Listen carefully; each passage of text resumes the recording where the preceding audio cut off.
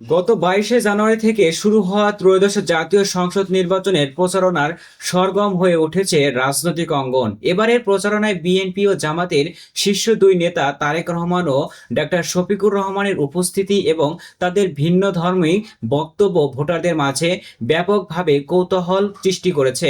মাঠ পর্যায়ে পর্যবেক্ষণে দেখা যাচ্ছে বিএনপি চেয়ারম্যান তারেক রহমান তার বক্তব্য মূলত প্রতিপক্ষকে নিশানা করে এবং পূর্বের নানা প্রেক্ষাপট নিয়ে কথা বলে।